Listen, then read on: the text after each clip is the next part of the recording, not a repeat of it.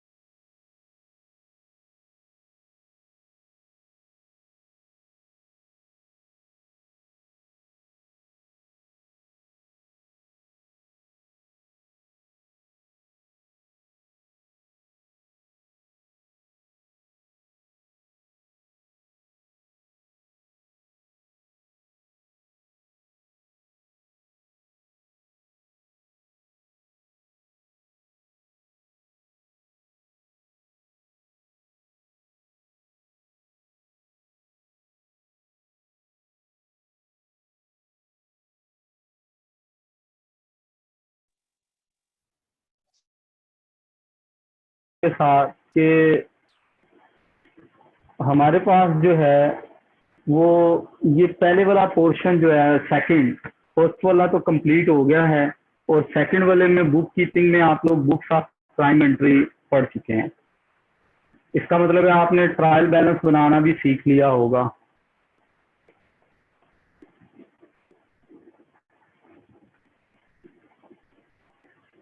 आप में से कोई एक बच्चा मेरी बातों का जरा आंसर कर दे मुझे, ताकि मुझे थोड़ा सा आइडिया हो जाए कि मुझे इसे कैसे लेके चलना है क्लास को। आप तो आप लोग मुझे ये बता दें, कोई भी एक बच्चा, कि ये इसमें आप लोगों ने ट्रायल बैलेंस बनाना सीख लिया बुक्स ऑफ प्राइम एंट्री के थ्रू और जनरल एंट्रीज के थ्रू।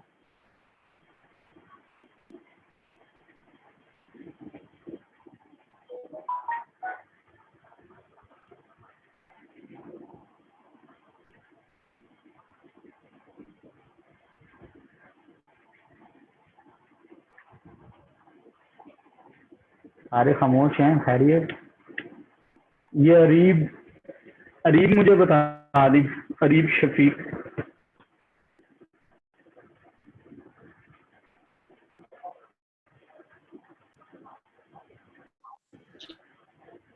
ये सर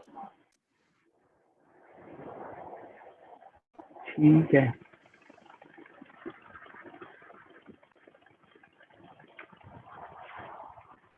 अच्छा देखें, आप सारे लोग जो है, इससे पहले अली सियान साहब पढ़ाते रहे हैं, मैंने पहले भी शेयर किया कि वो किसी वजह से अभी फर्दर क्लासेस नहीं ले सकेंगे, तो अब से ऑनवर्ड ये क्लासेस जो हैं वो मुझे आप लोगों के साथ कैरी करनी है। क्लास पार्टिसिपेशन बहुत ज़्यादा इम्पोर्टेंट होगी आप लोगों की तरफ से। आप लोग जितना क्लास पार्टिसिपेट करेंगे उतना ही आप लोगों को फ़ायदा होगा। और दूसरी बात ये है कि मैं कोई नया टीचर नहीं हूँ, मैं ऑलरेडी पिछले 10 साल से सीए में पढ़ा रहा हूँ, चार्टर्ड अकाउंटेंसी में। तो इसलिए मेरे लिए ये मैटर नहीं है करेगा कि मुझे ये कोर्स जो है वो किस तरह से लेके चलना है। वो ये कोर्स आप लोगों का इंशाल्लाह इन टाइम जो है वो कंप्लीट हो जाएगा। लेकिन यहाँ पे आपकी क्लास पार्टिसिपेशन लाजमी तौर पे जो है वो रोल प्ले करेगी। आप जितना क्लास पार्टिसिपेट करेंगे आप उतना ही जो है वो लर्न करेंगे, और यहाँ पे अल्टीमेट पर्पस हमारा लर्निंग है। तो जहाँ पे कोई पॉइंट आपको समझ नहीं आता है, कोई चीज़ आपको समझ में नहीं आती है, वहाँ पे आप लोगों ने मुझे रोकना है और मुझसे वो चीज़ जो है उसे समझना है, उसे कंफर्म करना है। क्योंकि अगर क्वेश्चंस आप लोग नहीं करेंगे, खामोश होकर बैठे रहेंगे, तो ये क्लास खामोश बैठने के लिए नहीं है। आप लोगों के क्वेश्चंस बहरहाल जी मैटर करेंगे। तो इसका मतलब ये है कि आप लोगों को ट्रायल बैलेंस बनाना आता है। ऐसा ही है जी। आपकी क्लास का कोई सीआर भी है बनाया हुआ है अली साहब ने? नहीं सर, सीआर कोई नहीं है क्लास का। हो गया। चलें बच्चे, ठीक है, हम लोग फर्दर आगे इसे कैरी करते हैं। इसका मतलब है कि आप सारे लोगों को जर्नल एंट्रीज पास करना आती हैं, बुक्स ऑफ प्राइम एंट्री जो है वो आपको आती है, और आप लोगों को जो है वो Yes, sir. Books of prime entry के थ्रू और उसके थ्रू सर ने आपको सिखाया हुआ है कि कैसे आप लोगों ने ट्रायल बैलेंस बनाना है। ये जो दूसरा पोर्शन है ना, इस दूसरे पोर्शन में ये दो टॉपिक्स रहते हैं। एक आपको कंट्रोल अकाउंट और उसकी रिकंसिलिएशन रहती है, और दूसरा आपकी बैंक रिकंसिलिएशन स्टेटमेंट रहती है। ठीक है, ये दो पॉइंट आप लोगों के रहते हैं। ये दोनों पॉइंट इंशाल्लाह हम लोग मतलब बाद वाली क्लासेस के अंदर जो है वो मैं आपके साथ ये दोनों पॉइंट डिस्कस करूंगा कि बैंक रिकंसिलिएशन क्या है और इसका इम्पैक्ट कैसे लेना है हमने, और जनरल लेजर कंट्रोल अकाउंट वगैरह क्या है, और ये जो हम लोगों ने इसकी रिकंसिलिएशन स्टेटमेंट बनानी थी, उस रिकंसिलिएशन स्टेटमेंट को हमने कैसे बनाना है।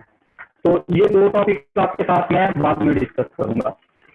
आज से हम लोगों ने जो बात शुरू करनी है वो इस पोर्शन से शुरू करनी है। ये पार्ट 3 है हमारा, जिसमें हमने इनकम स्टेटमेंट और स्टेटमेंट ऑफ फाइनेंशियल पोजीशन में एडजस्टमेंट सीखनी है कि एडजस्टमेंट हम लोग कैसे करते हैं। तो आज हम उन एडजस्टमेंट में से पहली पे बात करेंगे डेप्रिसिएशन, कि ये डेप्रिसिएशन क्या होती है, डेप्रिसिएशन को हम क्यों कैलकुलेट करते हैं, और डेप्रिसिएशन को हम कैसे कैलकुलेट करते हैं। तो मैं आपके साथ शीट शेयर करता हूं।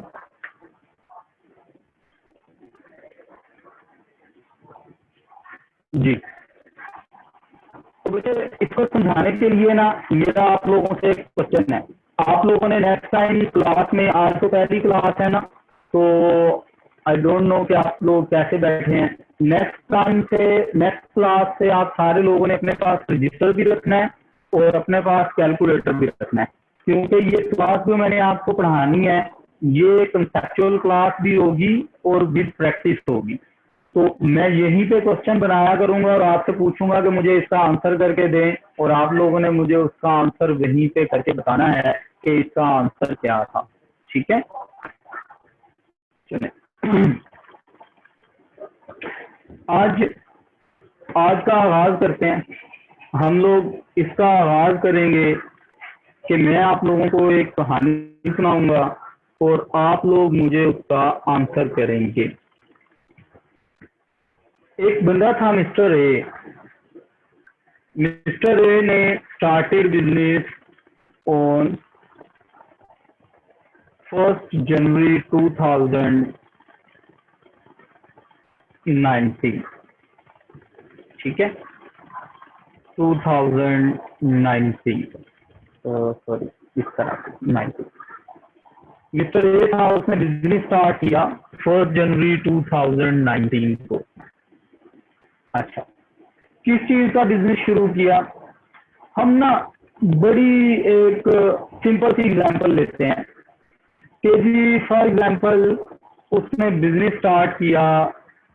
मैं आप लोगों से कहता हूँ कि उसने जब बिजनेस स्टार्ट किया तो उसकी मशीन, उसने कहा जी कि मैं जो है ना वो ये बेचा करूँगा शवारमा। उन्होंने कहा जी मेरा बिजनेस है, मैंने शवारमा का बिजनेस करना है और वो बिजनेस कर रहा है मैंने शुरू 1/1/2019 को। लिहाजा उसने क्या किया, उसने एक मशीन खरीदी। शवारमा जिससे बनता है, एक मशीन खरीदी। वो मशीन कितने में खरीदी उसने? फॉर एग्जाम्पल वो मशीन खरीदी उसने 1 लाख रुपए में। ठीक है, 1 लाख रुपए में उसने एक मशीन खरीदी। अच्छा, जहां से उसने मशीन खरीदी ना, उस बंदे ने उसे कहा कि ये मशीन जो है ना ये आपके पास 5 साल चलेगी। मतलब उसने बताया कि उस मशीन की यूजफुल लाइफ है 5 साल। तो कह रहे यार ये मशीन आप ले लो, ये मशीन 5 साल काम करेगी और 5 साल के बाद जो है वो इसकी वैल्यू 0 हो जाएगी। चले और इसे सिंपल कर देता हूँ, इसकी यूजफुल लाइफ 3 साल लिख देता हूँ। यूजफुल लाइफ इसकी लिख देता हूँ 3 साल और कॉस्ट कर देता हूँ उस मशीन की 90,000। ठीक है, एक मशीन खरीद ली उसने 3 साल। अब मैं आपको 3 सालों का ना उसका डाटा बताता हूँ, ईयर। ईयर्स में मैं लिखता हूँ ईयर 1, ईयर 2 एंड ईयर 3। मैं आपको उससे रिलेटेड कुछ डाटा बताता हूँ।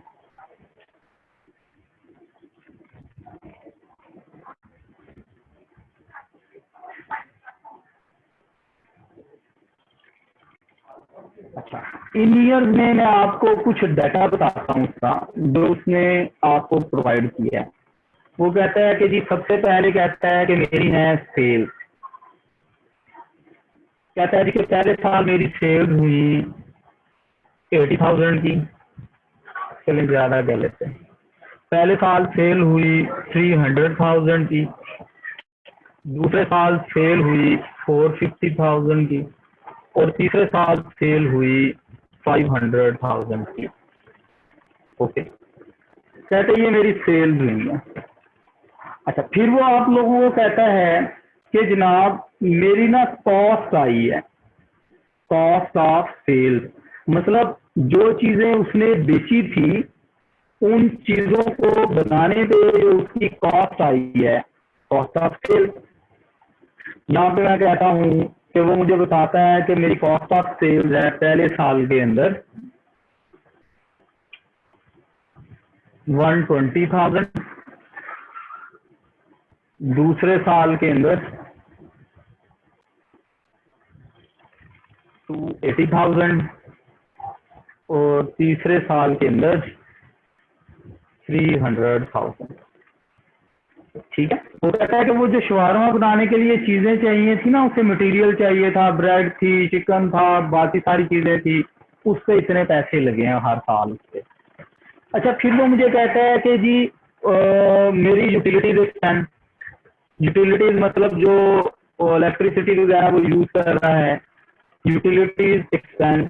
वो कहता है कि मेरा जो यूटिलिटीज एक्सपेंस है ना, वो यूटिलिटीज एक्सपेंस मेरा हुआ था पहले साल में 20,000, दूसरे साल में 35,000 और तीसरे साल में 25,000। ये उसका एक्सपेंस हो गया, यूटिलिटीज एक्सपेंस। फिर वो कहता है कि यार मैंने एक अपने साथ जो है वो एक एम्प्लॉय रखा हुआ था मैंने, ताकि वो लोगों को जो है वो शवारमा वगैरह डिलीवर किया करे। कहता उसे मैं सैलरी देता था, सैलरी। कहता कि जो पहले साल मैंने उसे सैलरी दी ना, वो सैलरी दी मैंने उसे 50,000। कहता है दूसरे साल मैंने उसे सैलरी दी 70,000 और कहता तीसरे साल मैंने उसे सैलरी दी 80,000। मेरी आप लोगों से रिक्वायरमेंट ये है, आप सारे लोगों से आपने अटेम्प्ट करना है इसे अभी अभी, कि क्या आप मुझे उसके 3 सालों का प्रॉफिट बता सकते हैं, नेट प्रॉफिट कितना है?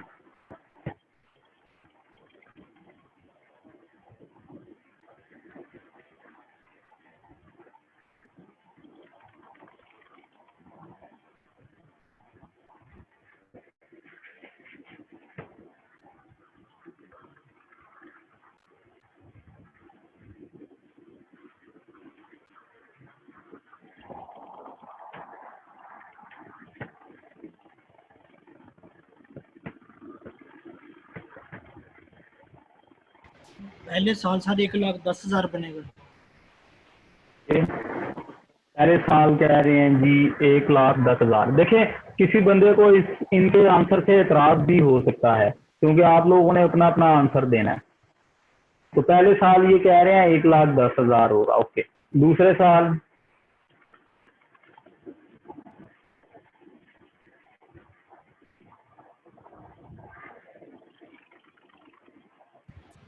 दूसरे साल सर 65,000। कि जी दूसरे साल ये हैं वसीम है, दूसरे साल वसीम कह रहे हैं कि 65,000 होगा प्रॉफिट। ओके, तीसरे साल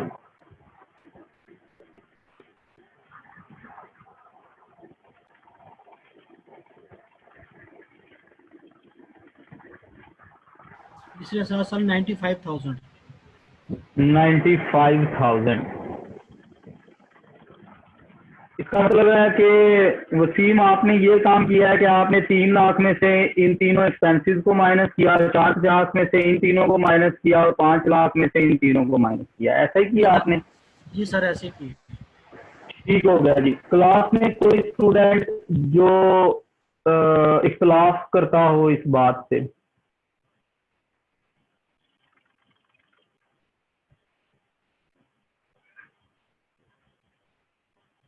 कोई स्टूडेंट नहीं है?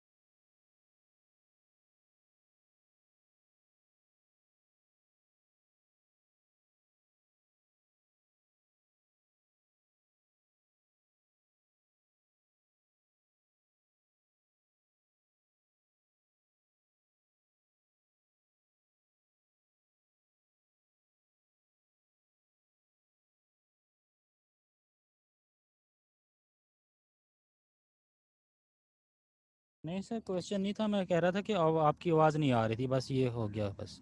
जी बच्चे, जब आप वो असल डिस्कनेक्ट में हो, ना थोड़ा सा प्रॉब्लम हुआ है हाँ सिस्टम के डिस्कनेक्ट साथ हो ना। गया ये था। मैंने दूसरा सिस्टम स्टार्ट किया है, तो इंशाल्लाह हम्म, अभी आवाज़ का इशू नहीं होगा आपको। ठीक है।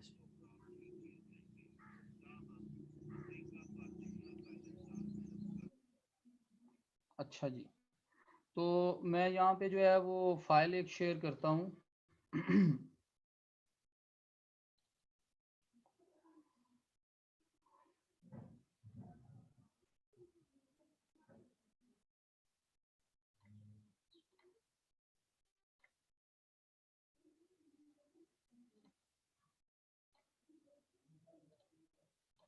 जनाब अच्छा, ये दूसरा सिस्टम है, मैंने पहले एक एग्जांपल बनाई थी, मैं थोड़ा सा आप लोगों को गाइड करता चलूं कि बेसिकली उस एग्जांपल के अंदर जो है वो आप लोगों का आंसर जो है वो ठीक नहीं था। ठीक है, क्यों नहीं ठीक था? क्योंकि हम लोगों ने जो वहां पे शुरू में मैंने आपको एक मशीन की कॉस्ट बताई थी कि मशीन की कॉस्ट है 90,000 और उसकी यूजफुल लाइफ है, इसकी यूजफुल लाइफ है 3 साल, 3 ईयर, 3 साल उसकी यूजफुल लाइफ है। तो हमें क्या करना था, हमें उस मशीन को इंक्लूड करना था जब प्रॉफिट की कैलकुलेशन करनी थी। फॉर एग्जांपल, अब मैं दोबारा क्वेश्चन नहीं बनाता, मैं सिंपल बात करता हूँ। ईयर 1 है, ईयर 2 है, ईयर 3 है। अगर मैं आपसे बोलूं कि ईयर 1 में मेरी सेल्स हुई थी, ईयर 1 में मेरी सेल्स हुई जनाब सपोज 120,000, ईयर 2 में मेरी सेल्स हुई जनाब 150,000 और ईयर 3 में मेरी सेल्स हुई 190,000। और मैं आपसे कहता हूं कि मेरे इन 3 सालों में एक्सपेंसेस हुए हैं। कितने एक्सपेंस हुए हैं? मैं कहता हूं कि मेरे पहले साल में एक्सपेंस हुए थे 70,000 के, मेरे दूसरे साल में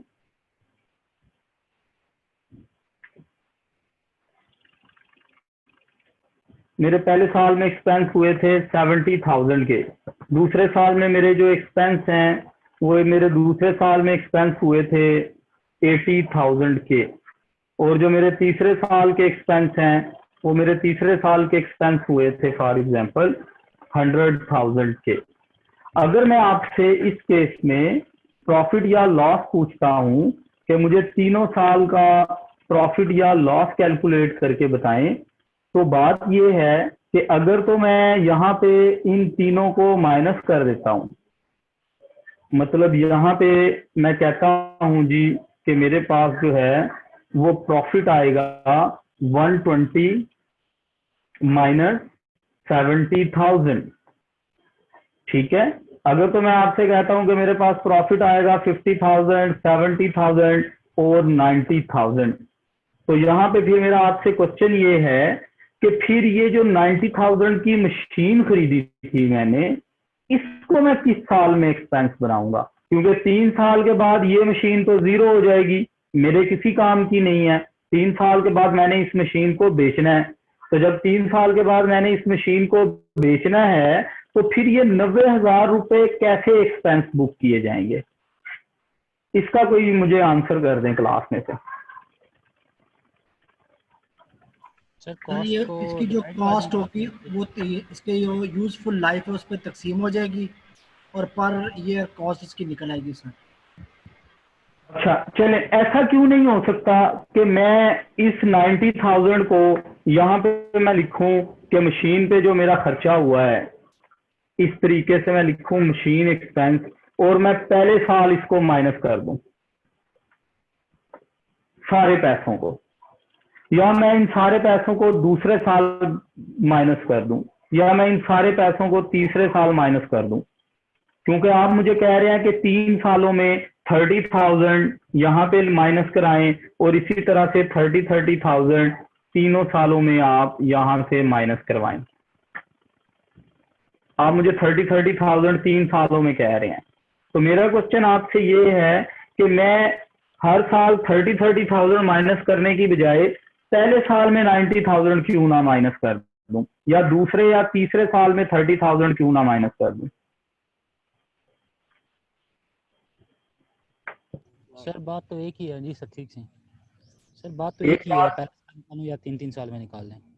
नहीं तारिक, बात बचे एक कैसे है? अगर मैं पहले साल में 90,000 माइनस कर देता हूं तो मेरा 20,000 रुपए प्रॉफिट तो नहीं आएगा, मेरा तो 70,000 लॉस आ जाएगा। वही तो बात कर रहा हूँ कि हमने प्रॉफिट लॉस में ना जाए ना, क्योंकि वो हमने कॉस्ट निकालनी है तो हर साल निकालते जाएंगे। चलें, और कोई आंसर करना चाहेगा? सर जो इसलिए नहीं हो सकता कि जो 60,000 बकाया बचता है वो हमारा एसेट हो जाएगा। जो एक्सपेंस की एक्चुअल कॉस्ट है वो हमारी 30,000 बनती है, इसलिए वही कंसिडर की जाएगी। अच्छा चले, मुझे ये बताएं कि आप लोगों ने क्लास में पढ़ लिया मैचिंग कंसेप्ट? No sir. नहीं पढ़ा अभी, ठीक हो गया। चलें, मैचिंग कंसेप्ट में मैं बाद में बात करूंगा। तो जनाब आप ठीक कह रहे हैं कि हम एलोकेशन करेंगे उस एक्सपेंस की ओवर दी यूजफुल लाइफ, उसकी जितनी यूजफुल लाइफ है उतनी यूजफुल लाइफ पे हम लोग उसकी एलोकेशन कर देंगे। इसका मतलब है कि ये वाला जो एक्सपेंस था ना जिसकी हमने एलोकेशन की है, इसको बोलते हैं डेप्रिसिएशन एक्सपेंस, इसे कहते हैं डेप्रिसिएशन एक्सपेंस। अभी मैंने सिंपल से वे में आपको समझाया है, अभी मैंने कोई इस पर डिटेल डिस्कशन नहीं की। अब हम चलते हैं अपने बेसिक बात की तरफ। जब हम लोग एक्सपेंसेस की बात करते हैं, जब हम लोग एक्सपेंसेस की बात करते हैं तो एक्सपेंसेस हमारे पास दो तरह के होते हैं। एक्सपेंसेस हमारे पास दो तरह के होते हैं। एक वो एक्सपेंसेस होते हैं जिन्हें हम लोग कहते हैं रेवेन्यू एक्सपेंसेस, रेवेन्यू एक्सपेंसेस, ठीक है। एक वो एक्सपेंसेस होते हैं जिन्हें हम लोग कहते हैं कैपिटल एक्सपेंसेस, ठीक है। तो हम कह सकते हैं कि हमारे जो एक्सपेंस हैं उनको फॉर्म के लिहाज से दो हिस्सों में डिवाइड किया जा सकता है, रेवेन्यू एक्सपेंसेस और कैपिटल एक्सपेंसेस। अब बात यह है कि हम किस एक्सपेंस को रेवेन्यू एक्सपेंस कहेंगे और किस एक्सपेंस को हम लोग कैपिटल एक्सपेंस कहेंगे। तो रेवेन्यू वो वाला एक्सपेंस होता है जिसका बेनिफिट हमें विद इन 12 मंथ्स होना होता है, ठीक है। रेवेन्यू एक्सपेंस वो एक्सपेंस होता है जिसका हमें बेनिफिट विद इन 12 मंथ्स हो जाता है, और कैपिटल एक्सपेंस वो एक्सपेंस होता है जिससे हमें बेनिफिट मोर देन 12 मंथ्स हासिल होता है, ठीक है। रेवेन्यू एक्सपेंस वो एक्सपेंस जिसका बेनिफिट हमें विद इन 12 मंथ्स, और कैपिटल एक्सपेंस वो एक्सपेंस जिसका बेनिफिट हमें मोर देन 12 मंथ्स। ओके, तो फिर जो रेवेन्यू एक्सपेंस होते हैं वो सारे के सारे स्टेटमेंट ऑफ, उसे हम कहेंगे वो सारे के सारे स्टेटमेंट ऑफ कॉम्प्रिहेंसिव इनकम में लिखे जाते हैं। जितने भी हमारे रेवेन्यू होते हैं वो सारे के सारे रेवेन्यू एक्सपेंस होते हैं, वो सारे के सारे स्टेटमेंट ऑफ कॉम्प्रिहेंसिव इनकम में लिखे जाते हैं। इनकी एग्जांपल क्या है? इनकी एग्जांपल है रेंट एक्सपेंस, इसकी एग्जांपल है इंटरेस्ट एक्सपेंस, इसकी एग्जांपल है सैलरीज एक्सपेंस, इसकी एग्जांपल है फी एक्सपेंस, इसकी एग्जांपल है यूटिलिटीज एक्सपेंस, इसकी एग्जांपल है मेंटेनेंस एक्सपेंस, ठीक है, इसकी एग्जांपल है रिपेयर एक्सपेंस। ये सारे एक्सपेंस, ये आप लोगों ने डबल एंट्री में भी पढ़े होंगे कि ये सारे एक्सपेंस डबल एंट्री में जर्नल एंट्रीज के थ्रू जो है वो हम लोग लेजर में लेके जाते थे, लेजर से ट्रायल बैलेंस में लेके जाते हैं, और फिर ट्रायल बैलेंस से हम लोग स्टेटमेंट ऑफ फाइनेंशियल पोजीशन बनाते हैं या स्टेटमेंट ऑफ कॉम्प्रिहेंसिव इनकम बनाते हैं। तो बच्चे ये स्टेटमेंट ऑफ कॉम्प्रिहेंसिव इनकम की बात हो गई। ये जो स्टेटमेंट ऑफ कॉम्प्रिहेंसिव इनकम है इसको इनकम स्टेटमेंट भी बोलते हैं और इसको स्टेटमेंट ऑफ प्रॉफिट और लॉस भी बोलते हैं, ठीक है, ये सारे इसके नाम हैं। लेकिन जो कैपिटल एक्सपेंस होते हैं उसका बेनिफिट हमें मोर देन 12 मंथ्स होना होता है। लिहाजा हम क्या करते हैं कि उन एक्सपेंसेस को स्टेटमेंट ऑफ फाइनेंशियल पोजीशन के अंदर, जिसे आप बैलेंस शीट बोलते हो, स्टेटमेंट ऑफ फाइनेंशियल पोजीशन के अंदर आप क्या करते हो, आप उन एक्सपेंसेस को स्टेटमेंट ऑफ फाइनेंशियल पोजीशन के अंदर एसेट शो करते हो, एसेट शो करते हो। अब इसकी बहुत सारी एग्जांपल्स हैं, फर्नीचर है, बिल्डिंग है, कंप्यूटर्स हैं, इक्विपमेंट है, प्लांट एंड मशीनरी है, इस तरह से सो ऑन, बहुत सारी एग्जांपल्स हैं। लिहाजा आप उसे स्टेटमेंट ऑफ फाइनेंशियल पोजीशन में क्या कहते हो कि ये एसेट्स हैं। कौन से एसेट्स हैं? ये हमारे नॉन करंट एसेट्स हैं जिनका बेनिफिट मोर देन 12 मंथ्स होता है, उन्हें हम स्टेटमेंट ऑफ फाइनेंशियल पोजीशन में अपना नॉन करंट एसेट शो कर देते हैं।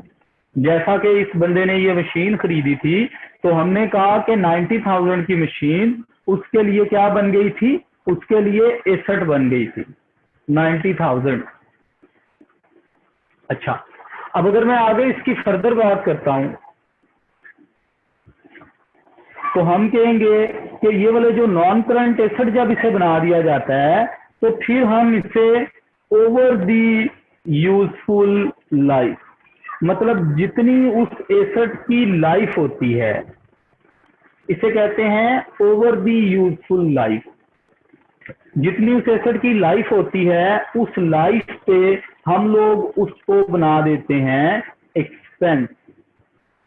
ओवर दी यूजफुल लाइफ उसको बना देते हैं हम लोग एक्सपेंस। जैसे पहले साल आपने अब स्टेटमेंट ऑफ फाइनेंशियल पोजीशन में 30,000 का एसेट बुक किया था, सॉरी 90,000 का एसेट बुक किया था जब मैंने ये वाली एग्जांपल आपको कराई। तो जब 3 सालों के अंदर मैं इसे डिवाइड करूंगा, पहला साल, दूसरा साल और तीसरा साल, तो 3 सालों के अंदर मैं इसे एक्सपेंस बनाऊंगा। तो 30,000 पहले साल में एक्सपेंस, 30,000 दूसरे साल में एक्सपेंस और 30,000 तीसरे साल में एक्सपेंस। तो 3 सालों के अंदर उसकी वैल्यू को क्या करूंगा, मैं 0 करूंगा। इसलिए हम लोग कहते हैं कि जब कोई ऐसा एक्सपेंस किया जाए जिसका बेनिफिट मोर देन 12 मंथ्स हो तो उसको अपना नॉन करंट एसेट बना दो। यही वजह है कि ये जो आप जितने भी मशीन खरीदते हैं, बिल्डिंग खरीदते हैं, कंप्यूटर खरीदते हैं, इक्विपमेंट खरीदते हैं, आप उन सारों को अपना एसेट बनाते हैं और फिर ओवर दी यूजफुल लाइफ उस एसेट को आप एक्सपेंस में कन्वर्ट कर देते हैं। तो बच्चे यहाँ पे हम उस एक्सपेंस को क्या नाम देते हैं? यहाँ पे हम उस एक्सपेंस को कहते हैं डेप्रिसिएशन एक्सपेंस। ठीक हो गया? क्लास में सारे बच्चों को डेप्रिसिएशन एक्सपेंस की समझ आ गई? अगर किसी बच्चे का कोई क्वेश्चन है तो मेरे से पूछ सकते हो आप लोग।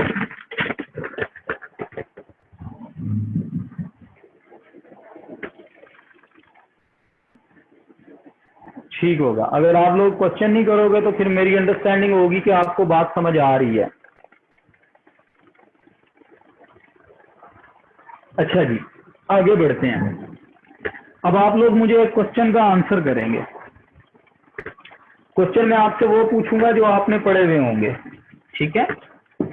तो आप लोग मुझे ये बताएं कि जब हम टर्म यूज करते हैं, जब हम टर्मिनोलॉजी यूज करते हैं non current asset, non current asset, तो नॉन करंट एसेट्स कितनी तरह के होते हैं, कितनी टाइप के होते हैं? चलो यूं कह लो। such asset जो more than 12 months count ये तो इसकी डेफिनेशन आ गई ना कि नॉन करंट एसेट्स वो एसेट्स हैं जिन्हें हमने अपने बिजनेस में मोर देन 12 मंथ्स यूज करना है, ठीक है? ये तो आ गई इसकी डेफिनेशन। तो आप मुझे जो है वो ये बताएं कि ये कितनी टाइप के होते हैं?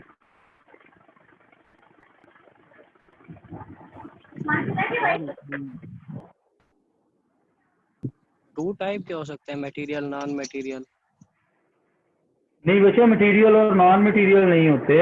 नॉन करंट एसेट्स को हम कहते हैं कि ये दो तरह के होते हैं, एक वो जिन्हें हम कहते हैं टेंजिबल नॉन करंट एसेट और दूसरे वो जिन्हें हम लोग कहते हैं intangible non current asset. Tangible non current asset and intangible non current asset. तो टेंजिबल नॉन करंट एसेट कौन से होते हैं? टेंजिबल नॉन करंट एसेट होते हैं जिनकी फिजिकल एग्जिस्टेंस होती है, ठीक है? दूसरे लफ्जों में जैसे समझाया जाता है कि ऐसे एसेट जिन्हें हम टच कर सकते हैं, छू सकते हैं, टेंजिबल नॉन करंट एसेट कहलाते हैं। इनमें आपकी लैंड है, बिल्डिंग है, कंप्यूटर्स हैं, इक्विपमेंट है, ये सारे एसेट, ये टेंजिबल नॉन करंट एसेट्स कहलाते हैं। और दूसरे हमारे पास कहलाते हैं intangible non current assets. Intangible non current assets कौन से होते हैं? जिनकी अपनी फिजिकल एग्जिस्टेंस नहीं होती, ठीक है? No physical existence. तो भाई ये कौन से एसेट होते हैं जिनकी फिजिकल एग्जिस्टेंस नहीं होती? कोई बताएगा क्लास में?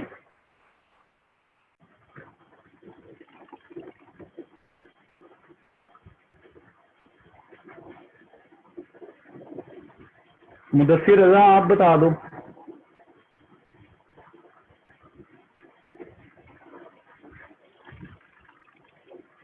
चलें मैं बता देता हूँ। इसमें आपका ब्रांड्स होते हैं, ब्रांड नेम, इसमें आप लोगों के कॉपीराइट्स होते हैं, इसमें आप लोगों की गुडविल होती है, इसमें आप लोगों के पेटेंट्स होते हैं।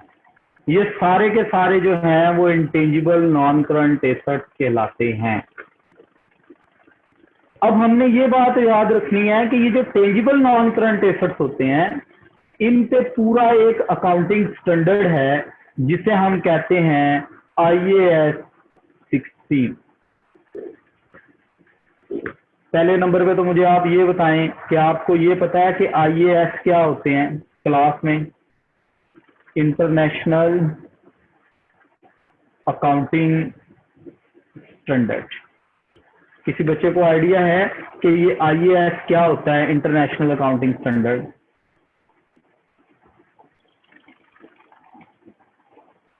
चलो कोई बात नहीं, मैं बताता हूँ। ये जो आपके इंटरनेशनल अकाउंटिंग स्टैंडर्ड हैं, देखें अकाउंटिंग क्या है? Accounting are basically rules and regulation.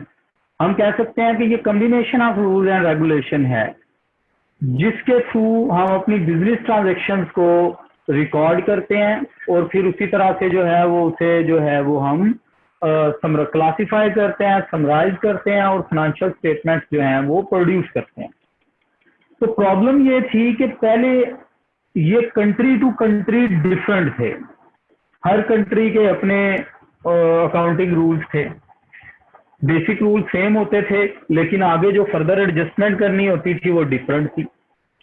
तो ये प्रॉब्लम तब क्रिएट हुई कि यार अगर कोई एक मल्टीनेशनल कंपनी है और वो मल्टीनेशनल कंपनी पाकिस्तान में भी ऑपरेट कर रही है और श्रीलंका में भी ऑपरेट कर रही है, अब अगर पाकिस्तान में और श्रीलंका में दोनों में जो है उनके अकाउंटिंग रूल्स डिफरेंट हैं, तो जब वो अपना सेट ऑफ फाइनेंशियल स्टेटमेंट्स बनाएगी तो वो दोनों दो डिफरेंट मेथड पे बनेंगे, दोनों दो डिफरेंट तरीकों से बनेंगे, ठीक है। तो उसमें यूनिफॉर्मिटी लाने के लिए, हार्मोनाइजेशन के लिए एक बॉडी कायम की गई with the name of IASB. IASB stands for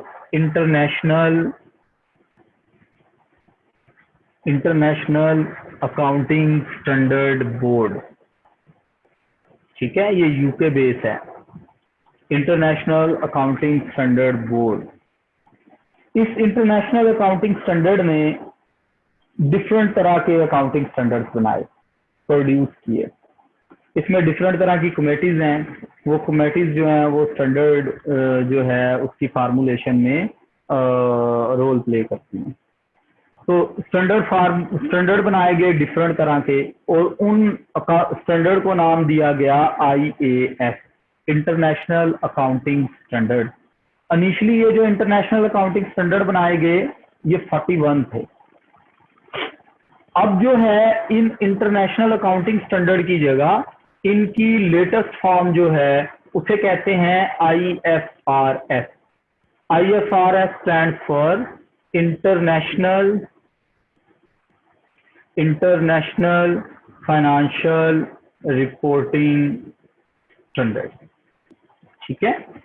IFRS stands for international financial reporting standard. अब ये IAS जो है इन्हें खत्म किया जा रहा है, ग्रेजुअली एलिमिनेट किया जा रहा है, और उनकी जो अपडेटेड फॉर्म है दैट इज कॉल्ड IFRS, या जिसे हम कहते हैं इंटरनेशनल फाइनेंशियल रिपोर्टिंग स्टैंडर्ड, ठीक है। तो ये जो टेंजिबल नॉन करंट एसेट है ना, इन टेंजिबल नॉन करंट एसेट पे पूरा एक अकाउंटिंग स्टैंडर्ड है। उस अकाउंटिंग स्टैंडर्ड का नाम है IAS 16, इंटरनेशनल अकाउंटिंग स्टैंडर्ड 16। उस इंटरनेशनल अकाउंटिंग स्टैंडर्ड का नाम क्या है? उसका नाम है प्रॉपर्टी प्लांट एंड इक्विपमेंट, ठीक है। इन शॉर्ट लोग उसे PPE भी कहते हैं, PPE, ठीक है। तो इसका मतलब है कि अकाउंटिंग के अंदर जहां कहीं आप लोग लिखा हुआ पढ़ेंगे प्रॉपर्टी प्लांट एंड इक्विपमेंट, वहां पे आप लोगों की अंडरस्टैंडिंग होगी कि ये हमारे टेंजिबल नॉन करंट एसेट्स से बात की जा रही है। तो अकाउंटिंग में अब जब हमने अकाउंटिंग पढ़नी है उसमें फिक्स एसेट या नॉन करंट एसेट इस तरह के नामों की बजाय जब मैं बात कर रहा हूँगा तो ये मैं प्रॉपर्टी प्लांट एंड इक्विपमेंट बोलूंगा। तो जहां पे आपने ये टर्मिनोलॉजी थोड़ी भी लिखी भी पढ़नी है PPE या प्रॉपर्टी प्लांट एंड इक्विपमेंट, वहां पे फौरन आपकी अंडरस्टैंडिंग होनी चाहिए कि these are tangible non current asset, ठीक है। ये टेंजिबल नॉन करंट एसेट्स हैं। ये जो इंटेंजिबल है ना, इससे भी एक अकाउंटिंग स्टैंडर्ड है IAS 38, ठीक है। लेकिन अभी हमारा वास्ता इस अकाउंटिंग स्टैंडर्ड से पड़ेगा तो हम सिर्फ इसके बारे में पहले नंबर पे समझेंगे। जी जनाब, यहाँ तक क्लियर हो गई बात आप सारों को। मैंने आपको बताया डेप्रिसिएशन क्या होती है, मैंने आपको बताया नॉन करंट एसेट कितनी तरह के होते हैं, मैंने आपको बताया टेंजिबल नॉन करंट एसेट पे कौन सा IAS लगता है और उस IAS का नाम क्या है। उस IAS का नाम है IAS 16, international accounting standard 16, property plant and equipment. यहाँ तक अगर किसी बच्चे का कोई क्वेश्चन है आप पूछ सकते हैं मेरे से।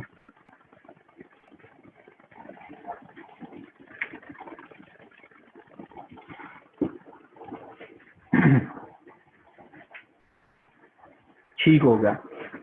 अच्छा, आप सारे लोगों ने एक बात ध्यान में रखनी है कि बाज़ औक़ात लोग क्वेश्चन करने से घबराते हैं और शर्माते हैं।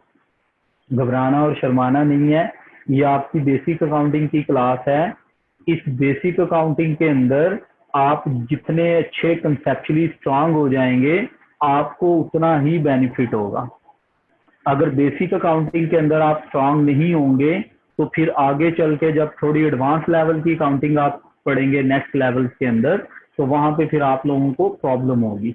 इसलिए यहाँ पे आप लोगों ने कंसेप्चुअली अपने आप को क्लियर कर लेना है कि आपको हर एक चीज की समझ आनी चाहिए, क्योंकि ये बेसिक लेवल की अकाउंटिंग है। तो ऐसा भी मुमकिन है कि कुछ लोग फर्स्ट टाइम अकाउंटिंग पढ़ रहे हों, तो जो लोग बच्चे फर्स्ट टाइम अकाउंटिंग पढ़ रहे होंगे उनके लिए ये सारी चीजें बिल्कुल न्यू होंगी। लिहाजा उन लोगों के लिए इंतहाई ज़रूरी है कि ये वाला लेक्चर जब मैं कंप्लीट कर लूँगा तो आप लोगों ने बाद में इसे खुद से रिवाइज ज़रूर करना है। रिवाइज नहीं करेंगे तो आपको इसका बेनिफिट नहीं होगा, ठीक है। और जो क्वेश्चन हुआ करे आप पूछ सकते हैं, कोई इशू नहीं। चलें जी, अब हम समझते हैं जनरल बातें इस सिलसिले में। अब ये तो कहानी समझ आ गई, डेप्रिसिएशन क्या है और बाकी मामला क्या है। तो जब हम किसी नॉन करंट एसेट की बात करते हैं, जब हम किसी नॉन करंट एसेट की बात करते हैं तो हमारा जो नॉन करंट एसेट होता है नॉर्मली उसे 3 फेजेस में डिवाइड कर दिया जाता है कि जो जितने, अब देखें ना, आपने फॉर एग्जांपल फर्नीचर खरीदा है तो इसका मतलब है कि उसकी लाइफ के 3 फेज होंगे। सबसे पहले आपने उसे परचेज किया है, परचेज करने के बाद नेक्स्ट फेज में आप उसे अपने बिजनेस में यूज करेंगे और उसके बाद आप उसे क्या करेंगे, डिस्पोज ऑफ कर देंगे, जिसे बोलते हैं डिस्पोजल, ठीक है। तो परचेज करेंगे, अपने बिजनेस में यूज करेंगे और उसके बाद हम उसे डिस्पोज ऑफ कर देंगे,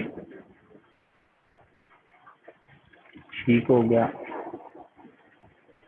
तो जनाब अब हमने परचेज में बात करनी है initial recognition. Initial recognition,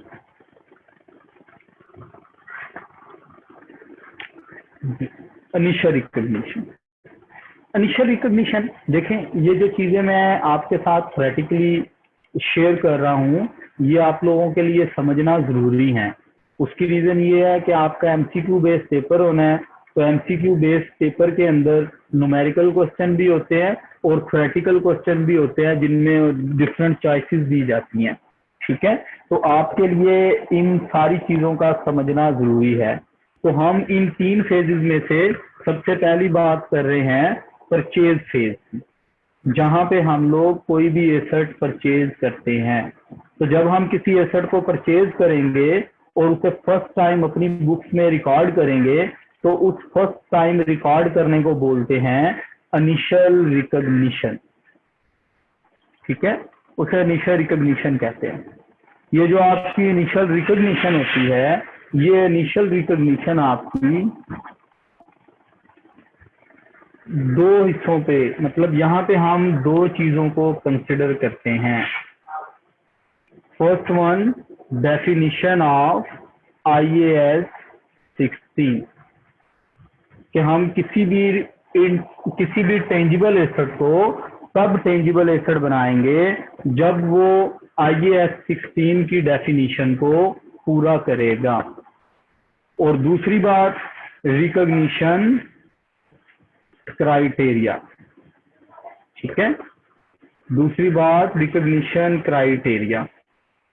recognition criteria क्या, कि वो ये रिकॉग्निशन क्राइटेरिया भी फुलफिल कर रहा होगा, तो आप लोग उसको जो है वो अपने पास tangible non current asset book करेंगे। तो IAS 16 ने इसे डिफाइन कैसे किया, यहाँ पे लिख लेता हूँ, बल्कि इसे यहाँ पे लिखते हैं। इसने कहा था कि एन एसेट या asset held for use in production और use for supply of goods और सर्विसेज और for use for administrative purposes or rental to अच्छा, this is the definition of property plant and equipment, ठीक है, rental to others and will be use for more than 12 months। अब जरा definition को समझ लें। एसेट हेल्ड फॉर, अगर आपने कोई एसेट हेल्ड किया हुआ है किस मकसद के लिए, यूज इन प्रोडक्शन, अगर आप उसे प्रोडक्शन में यूज करते हैं, जैसे आपकी प्रॉपर्टी प्लांट एंड इक्विपमेंट हो गई, जैसे आपकी प्रोडक्शन में इसके अलावा कोई दूसरी इक्विपमेंट हो गई, तो ये आपकी हेल्ड यूज इन प्रोडक्शन की एग्जांपल है। या वो कहता है use for supply of goods और सर्विसेज, सप्लाई ऑफ गुड्स, जैसे आप लोग डिलीवरी वैन ले लेते हैं कि कस्टमर को हम डोर टू डोर सर्विस देंगे, तो वहाँ पे वो जो डिलीवरी वैन है वो एसेट आपका यूज हो रहा है फॉर सप्लाई ऑफ गुड्स। इसी तरह से हो सकता है आपने कंप्यूटर खरीदे हुए हों, आप उन कंप्यूटर्स के थ्रू जो है वो लोगों को सर्विसेज प्रोवाइड कर रहे हों, तो वो आपकी सर्विसेज के लिए यूज हो रहे हैं। इसी तरह एडमिनिस्ट्रेटिव पर्पसेस के लिए कैसे हो सकता है, जैसे ऑफिस के अंदर एसी लगे हुए हैं, जैसे आप लोगों के कंप्यूटर सिस्टम यूज होते हैं, एडमिनिस्ट्रेटिव स्टाफ यूज करता है, या इस तरह के और कोई एसेट्स हो सकते हैं। इसी तरह रेंटल टू अदर, जैसे लोगों ने रेंटे कार का बिजनेस रन कर रहे होते हैं, उन्होंने अपनी भी 3-4 गाड़ियां परचेज की हुई होती हैं और वो परचेज करके लोगों को रेंट पे देते हैं, तो वो वाली गाड़ियां जो उन्होंने परचेज की हुई हैं फॉर रेंटल पर्पज, वो उनके प्रॉपर्टी प्लांट एंड इक्विपमेंट में कंसिडर की जाएंगी। और will be use for 12 months, उसे हमने मोर देन 12 months भी यूज करना है। ये क्राइटेरिया पूरा हो जाता है तो आपकी IAS 16 की डेफिनेशन फुलफिल हो जाती है, ठीक है। दूसरी बात क्या है, दूसरी बात है रिकॉग्निशन क्राइटेरिया, ठीक है। रिकॉग्निशन क्राइटेरिया में 2 चीजें हैं, ये MCQ के लिए चीजें बता रहा हूं आपको। रिकॉग्निशन क्राइटेरिया, रिकॉग्निशन क्राइटेरिया में 2 चीजें हैं। 2 चीजें क्या हैं? 2 चीजें हैं। सबसे पहले नंबर पे it is probable that future economic benefits will flow to the entity। मतलब अगर प्रोबेबिलिटी है कि उस एसेट की वजह से आपको फ्यूचर इकोनॉमिक बेनिफिट्स मिलेंगे। लेकिन फ्यूचर इकोनॉमिक बेनिफिट्स क्या है?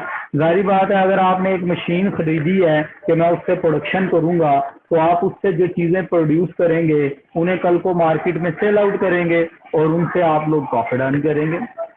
और दूसरी बात उसमें ये है कि cost of that asset, cost of asset कर लें, cost of asset can be measured reliably, कि जो आपके एसेट की कॉस्ट है उसे आप रिलायबली मेजर कर सकें। रिलायबली मेजर वो कैसे होता है? जब उसकी एक्टिव मार्केट मौजूद होती है। तो अगर एक्टिव मार्केट मौजूद होने का मतलब क्या है? ऐसी मार्केट जहां पे यूजर्स भी होते हैं, जहां पे सेलर्स भी होते हैं और उनके पास सारी इंफॉर्मेशन भी अवेलेबल होती है, ऐसी मार्केट को हम लोग एक्टिव मार्केट बोलते हैं। तो मेजर रिलायबली का मतलब है कि उसकी एक्टिव मार्केट मौजूद होनी चाहिए। बच्चे, एक तो आपने ये डेफिनेशन तैयार कर लेनी है।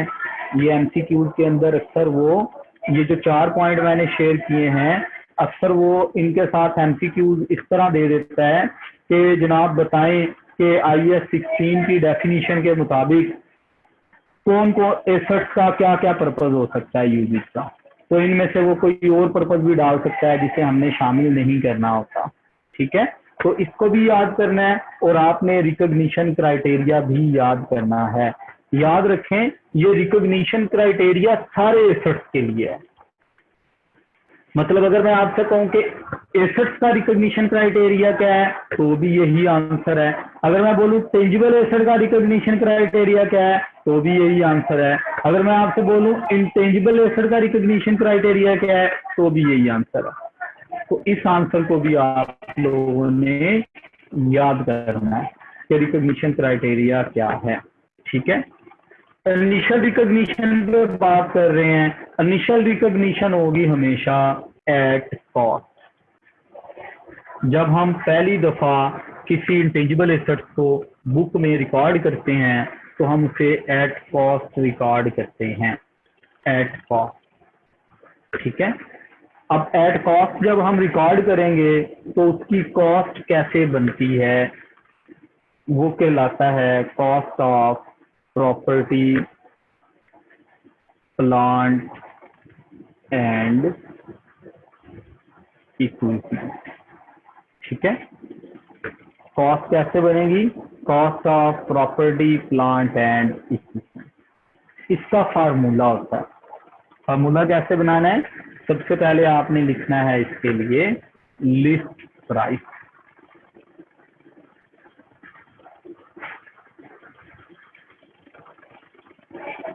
ठीक है, सबसे पहले आपने इसमें लिखना है लिस्ट प्राइस। इसे कहते हैं प्री डिस्काउंटेड प्राइस। ठीक है, मतलब ऐसी प्राइस जिसमें से अभी तक हमने डिस्काउंट माइनस नहीं किया। हम लोग बाजार जाते हैं ना, टैग लगा हुआ होता है 1000 रुपए का और कहा जाता है कि जनाब आपको इस पे 10% डिस्काउंट दिया जाएगा, मतलब 1000 पे 10% डिस्काउंट निकालने के बाद वो चीज हमें 900 रुपए में मिलेगी।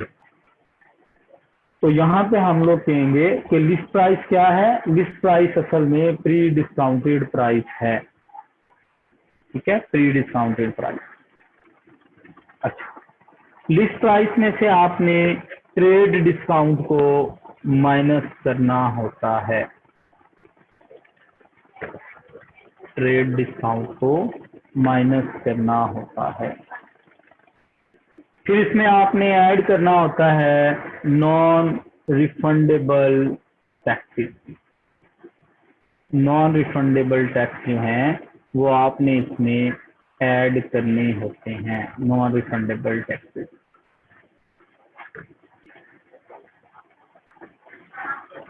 फिर आपने इसमें ऐड करने होते हैं, मैं अभी एक्सप्लेन करूंगा कि ये चीजें क्या हैं। इसमें आपने ऐड करना होते हैं डायरेक्टली एट्रीब्यूटेबल एक्सपेंसेस। ठीक है, डायरेक्टली एट्रीब्यूटेबल एक्सपेंसेस भी इसमें ऐड करने होते हैं। फिर आपने इसमें ऐड करनी होती है dismantling cost at present value. ठीक है, ये भी इसमें करनी होती है आप लोगों ने ऐड। तो ये आपके पास आंसर आ जाता है। इस सारे का करते हैं हम लोग सम।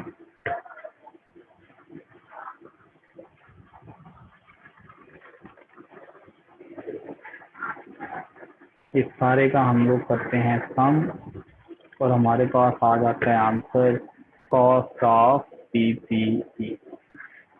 ठीक है, ये किसी भी इंटेंजिबल एसेट की कॉस्ट निकालने का तरीका है। मैं दोबारा अपनी बात रिपीट कर रहा हूँ। पीपीई का मतलब है इंटेंजिबल एसेट, मतलब मैं आपको इंटेंजिबल एसेट के बारे में पढ़ा रहा हूँ। इंटेंजिबल एसेट की कॉस्ट कैसे डिटरमिन होती है उसका मैंने आपको फार्मूला सिखाया। लिस्ट प्राइस मतलब प्री डिस्काउंटेड प्राइस, उसमें ट्रेड डिस्काउंट करना है माइनस, नॉन रिफंडेबल टैक्सेस करने हैं ऐड, डायरेक्टली एट्रीब्यूटेबल। देखिए नॉन रिफंडेबल टैक्स कौन से होते हैं, जिन्हें आप दोबारा क्लेम नहीं कर सकते। आप लोगों को आइडिया होगा कि बाज़ औक़ात ये जो लोग जॉब कर रहे होते हैं उन्हें उनके मेडिकल एक्सपेंस रीइंबर्स हो जाते हैं, वापस मिल जाते हैं, मतलब वन टाइम उन्होंने करने होते हैं, उसके बाद वो अपने बिल वगैरह जमा करवाते हैं और उन्हें उनके वो एक्सपेंसेस जो उन्होंने किए थे वो वापस कर दिए जाते हैं। वो जो रीइंबर्स हुए हैं आपके एक्सपेंसेस वो कहलाते हैं रिफंडेबल।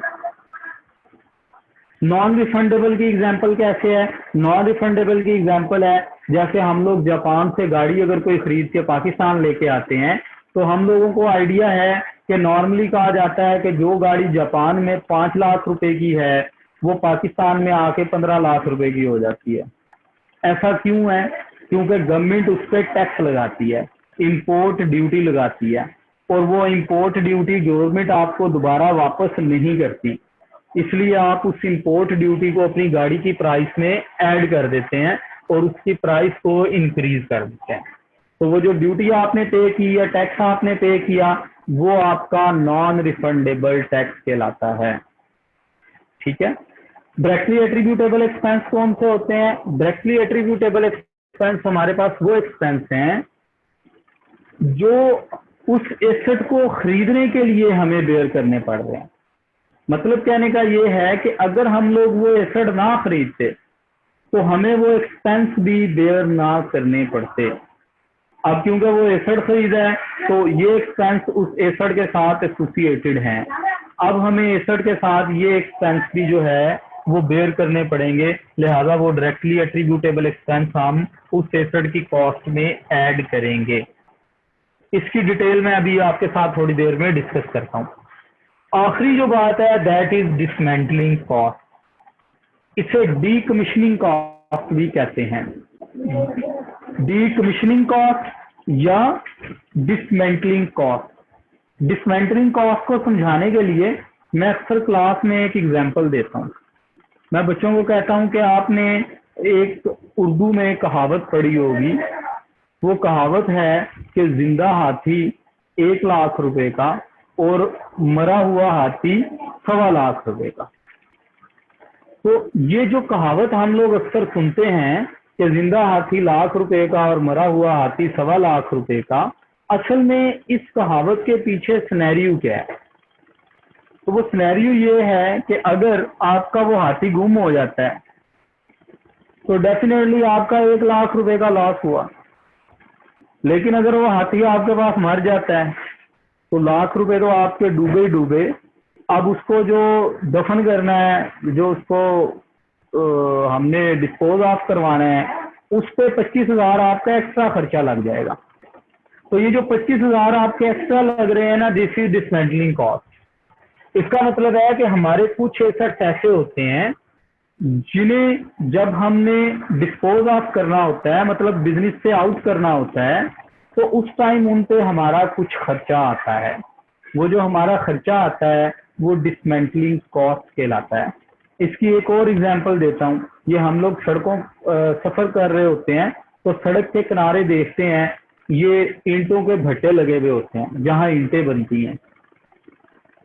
अब वो जो भट्टे का, वो जो ईंटों का जिसने वो भट्टा लगाया हुआ है, उसका कंट्रैक्ट होता है ओनर के साथ कि जब वो भट्टा वहां से खत्म करेगा तो वो उस लैंड को लेवल करके जाएगा। तो वो आपकी डिसमेंटलिंग कॉस्ट है। इसी तरह से ये जो ऑयल एक्सप्लोरिंग कंपनी है, ये जब सी बेड से ऑयल एक्सप्लोर करती हैं तो इन पे लीगल कंडीशन होती है कि इन्होंने जब वहां से ऑयल एक्सप्लोरेशन का प्रोजेक्ट खत्म करना है तो इन्होंने उस जगह को अच्छे से बंद करना है, सील करना है, ताकि पानी आलूदा ना हो जाए।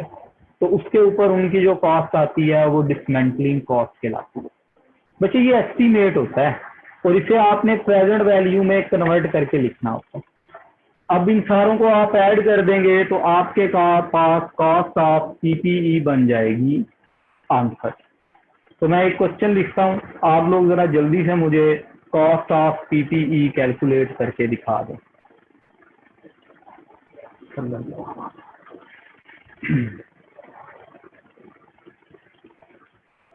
A machine was purchased for cash for rupees 100,000। एक मशीन आप लोगों ने खरीदी 1 लाख रुपए की। A machine was purchased for cash for rupees 100,000। Installation, अच्छा पहले कैरिज की बात कर लेते हैं। Carriage inward was paid in cash for rupees 20,000। Carriage inward was paid in cash for rupees 20,000।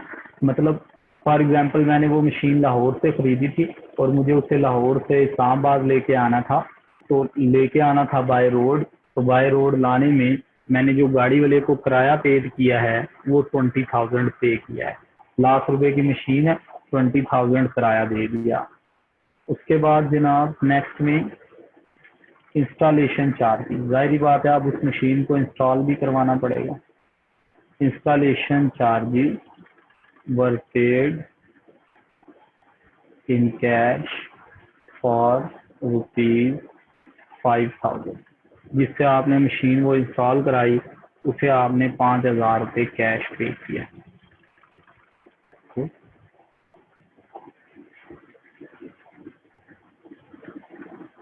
Refundable tax was paid for ₹8,000। ₹8,000 आपसे refundable tax पे किया। रिक्वायर्ड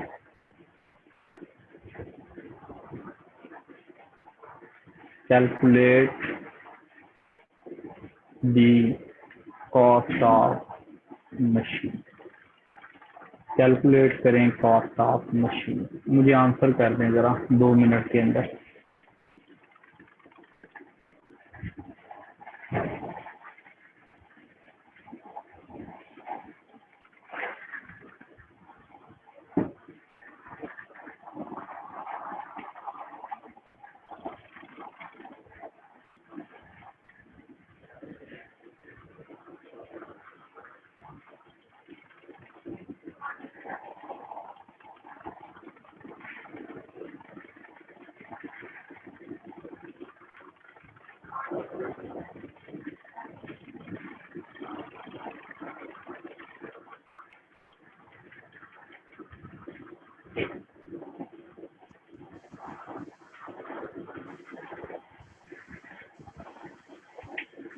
जी जनाब, एक क्वेश्चन आया, एक आंसर आया है 125,000। ओके,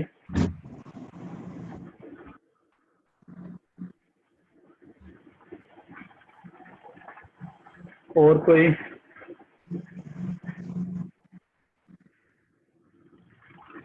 जी सर ठीक है, इसमें टैक्स शामिल नहीं होगा क्योंकि वो रिफंडेबल है। गुड, बिल्कुल जी। आप यहाँ पे सबसे पहले लिखेंगे कॉस्ट ऑफ पीपीई, फिर आप इसमें लिखेंगे परचेज प्राइस। परचेज क्योंकि लिस्ट प्राइस तो है नहीं, तो ₹1,00,000 परचेज प्राइस। फिर आप इसमें कैरिज इनवर्ड को कर देंगे ऐड। कैरिज इनवर्ड्स ऐड हो जाएंगे। कैरिज इनवर्ड्स हैं ₹20,000 के। फिर आप लोग इसमें रिफंडेबल टैक्सेस को भी ऐड कर, सॉरी, इंस्टॉलेशन चार्जेस को ऐड कर देंगे। इंस्टॉलेशन चार्जेस, इंस्टॉलेशन चार्जेस हैं आपके पास 8,000। ठीक है, अब इस सारे का आप सम करेंगे। सर इंस्टॉलेशन चार्जेस 5,000 है सर। अच्छा जी, ठीक हो गया जी, ₹5,000 हैं, मैंने गलत लिखा था, 5,000। ठीक है, ये आपके पास कॉस्ट ऑफ पीपीई जो है वो ₹1,25,000 का आंसर आ गया। Cost of PPE ₹1,25,000।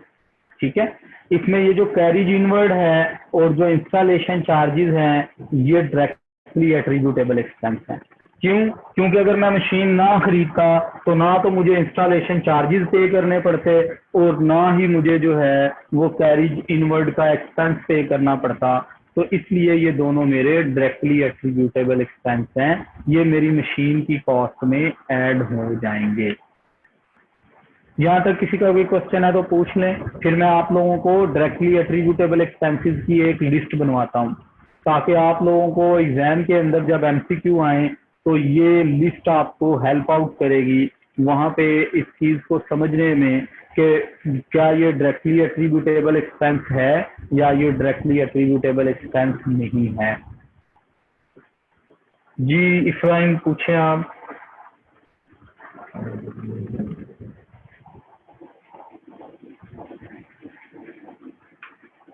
इफ्राहिम ने हैंड रेज किया था, क्वेश्चन है आपका बच्चे कोई? वो सर गलती से हो गया था। अच्छा कोई बात नहीं, चलें जी, अब हम एक लिस्ट बना लेते हैं लिस्ट बना लेते हैं जनाब, डायरेक्टली एट्रीब्यूटेबल एक्सपेंसेस।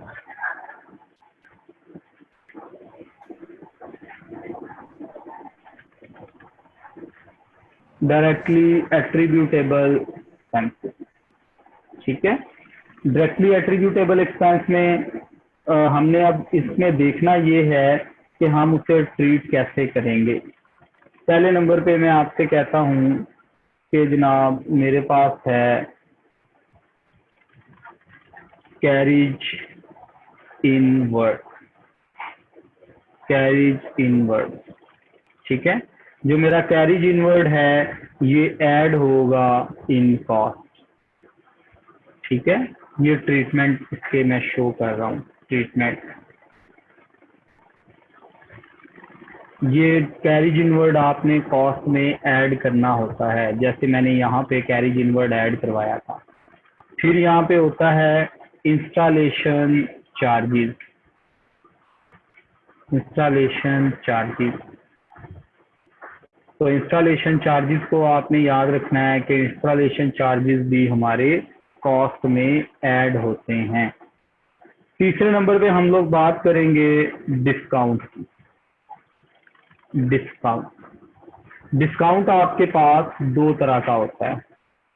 एक होता है ट्रेड डिस्काउंट और दूसरा होता है कैश डिस्काउंट।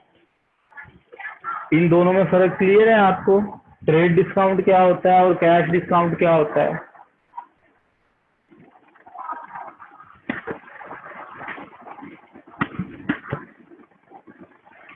ट्रेड डिस्काउंट वो डिस्काउंट है जो eight the time of transaction confirm हो जाता है कि हमने डिस्काउंट अवेल कर लिया है, और कैश डिस्काउंट वो डिस्काउंट होता है जो eight the time of payment या रिसीट कंफर्म होता है। असल में इनकी कंफर्मिटी डिफरेंट लेवल से होती है। मतलब अगर मैं एक चीज खरीदने बाजार जाता हूँ, दुकानदार कहता है 100 रुपए की चीज है, चले आप 90 रुपए दे दें, तो ये जो मैं 90 रुपए दे रहा हूँ और 10 रुपए मुझे वो छोड़ रहा है, वो 10 रुपए मेरे लिए ट्रेड डिस्काउंट होगा, क्योंकि जब मैं चीज खरीदने गया उस टाइम मुझे कंफर्म हो गया कि मुझे 10 रुपए का डिस्काउंट मिल गया।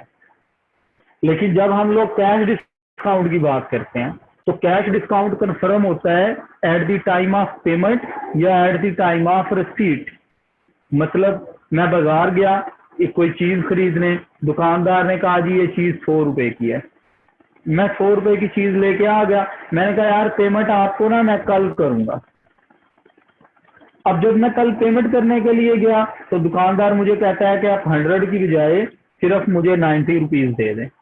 इसका मतलब है कि eight the time of transaction ये डिस्काउंट मुझे कंफर्म नहीं था कि मैं ये अवेल कर चुका हूं, तो ऐसे डिस्काउंट को कहते हैं कैश डिस्काउंट, जो eight the time of cash receipt या कैश पेमेंट हमें कंफर्म होता है। तो याद रखेंगे कि जो ट्रेड डिस्काउंट होता है इसे हमने लेस करना होता है from cost, less from cost, और जो कैश डिस्काउंट होता है इसका आपने कोई ट्रीटमेंट नहीं करना होता, इसका कॉस्ट के साथ कोई ट्रीटमेंट नहीं होता। अच्छा जी, डिस्काउंट के बाद अब यहाँ पे मेरे पास आ जाएगी इंश्योरेंस। इंश्योरेंस ये लाइफ इंश्योरेंस नहीं है जो हम लोग नॉर्मली समझते हैं कि जी वो फलां बंदे ने अपने लाइफ इंश्योरेंस करवाई हुई है कि उसे आफ्टर सम टाइम जो है वो पैसे मिल जाएंगे या जब वो फोत हो जाएगा तो पैसे मिल जाएंगे। ये वो वाली इंश्योरेंस नहीं है, ये बिजनेस इंश्योरेंस है। बिजनेस इंश्योरेंस कैसे है कि जैसे अगर मैंने कोई चीज चाइना से मंगानी है, अब वो बाय शिप आएगी, अब मुझे डर है कि ऐसा ना हो कि शिप डूब जाए और मेरी मशीन भी डूब जाए, तो मैं उसकी इंश्योरेंस करवा लेता हूँ। वो जो मैं इंश्योरेंस करवा रहा हूँ वो इंश्योरेंस कहलाती है मेरे लिए insurance in transit. Insurance in transit का मतलब है रास्ते की इंश्योरेंस। तो ये जो रास्ते की इंश्योरेंस होती है इसे हम ऐड करते हैं इन कॉस्ट, ठीक है। दूसरी इंश्योरेंस होती है जनरल इंश्योरेंस। जनरल इंश्योरेंस क्या है? जनरल इंश्योरेंस है लाइक आपने मशीन वगैरह इंस्टॉल करवा ली है, अब आप इंश्योरेंस करवाते हैं कि यार ऐसा ना हो कि शॉर्ट सर्किट हो और मेरी ये मशीन जल जाए, लिहाजा इसकी इंश्योरेंस करवा लो। जैसे ये लोग लीज पे गाड़ियां लेते हैं, तो जब ये लीज पे गाड़ियां लेते हैं तो ये उसकी एक्सीडेंटल इंश्योरेंस करवाते हैं। तो ऐसी इंश्योरेंस जो आप उस एसेट के लिए ड्यूरिंग यूजेज करवाते हैं जनरल इंश्योरेंस कहलाती है। वो जो जनरल इंश्योरेंस होती है ना, उसका कॉस्ट में कोई अमल दखल नहीं होता, उसे ऐड नहीं कराते हम लोग। इंश्योरेंस पे बात हो गई। इंश्योरेंस के बाद हम लोग बात करते हैं ट्रेनिंग कॉस्ट पे। ट्रेनिंग कॉस्ट सारी बात है, आप लोगों ने जो है वो नई मशीन खरीदी है, अब वो हो सकता है कि वो मशीन आपको रन ही ना करने आए कि आप उस मशीन को चलाएं कैसे। अब जब आपको वो मशीन रन नहीं करने आएगी तो आपको ट्रेनिंग लेनी पड़ेगी। अब ट्रेनिंग दो तरीकों से ली जा सकती है।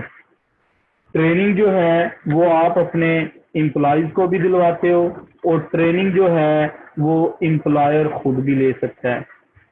मतलब ट्रेनिंग एम्प्लॉयज ले ले या ट्रेनिंग जो है वो एम्प्लॉयर खुद ले ले।